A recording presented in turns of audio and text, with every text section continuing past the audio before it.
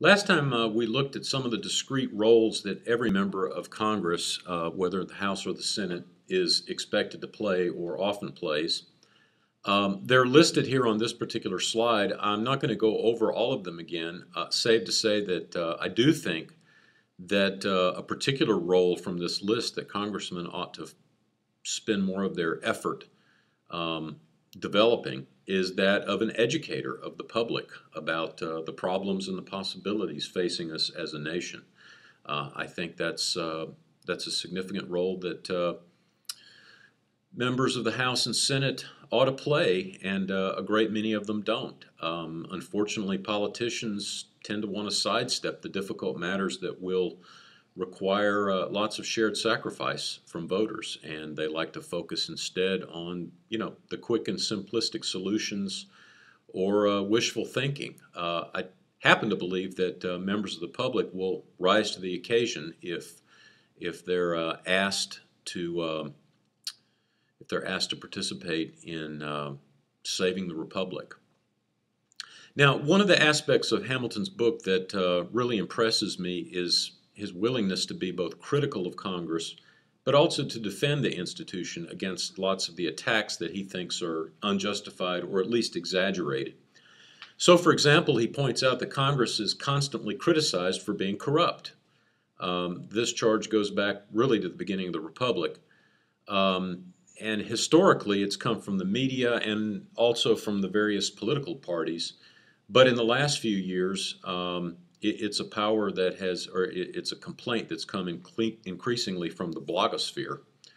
Hamilton's response is not that there isn't any corruption in Congress, but he says that Congress has much improved its ethics rules and its general behavior in the last 2 or 3 decades, and that it's doing a lot better in terms of ethics and is enforcing ethics rules better over the course of time. Now, he goes down a laundry list of complaints about Congress and does a nice job of putting these into context. So, for example, he talks about pork barrel spending, and we usually include the adjective wasteful pork barrel spending when we use this phrase.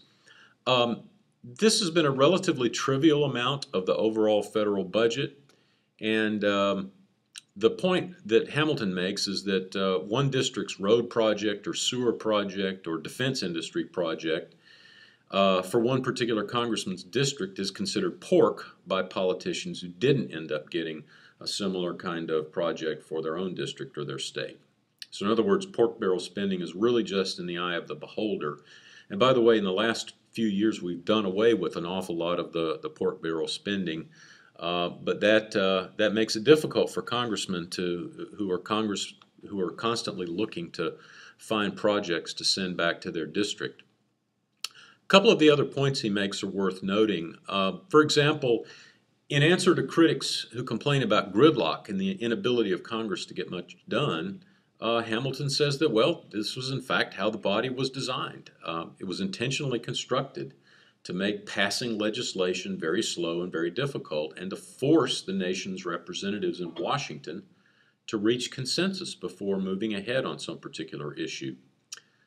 He also notes that there's lots of money involved in politics, but he says the effects of money are really difficult to track.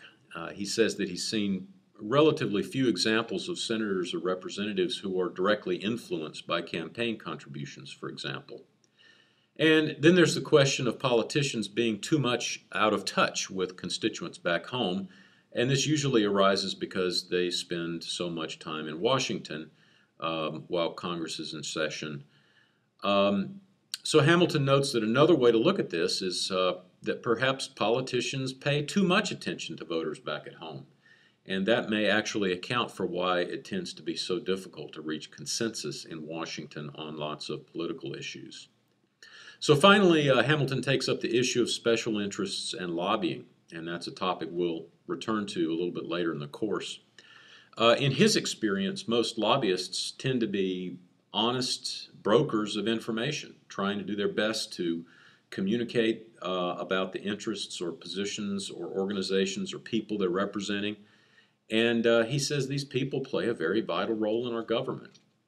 But this just brings to light the fact that as our nation grows and the number of important interests expand, that means that the process of understanding and reaching consensus on legislation is much more time consuming and difficult than it may have been 30 or 40 or 50 years ago. So having the process of legislation be more public or operate in what we call sunshine, this might be helpful, but there's already a lot of that in terms of the way work is carried out. In my classes for the last couple of years, I've focused a lot of discussion about this on the Obama healthcare reform legislation, which you may remember worked its way through Congress during 2009 and was finally passed in the spring of 2010. This is a really terrific example of a bill that was rushed through, relatively speaking, rushed through Congress, through a bunch of very disparate committees, many of which were going in completely different directions.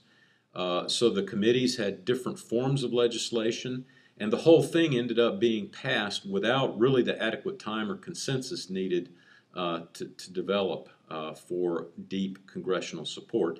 That's one of the reasons that the legislation has been such a problem for the administration, I believe, and we'll be very interested to see how it plays out in the upcoming election.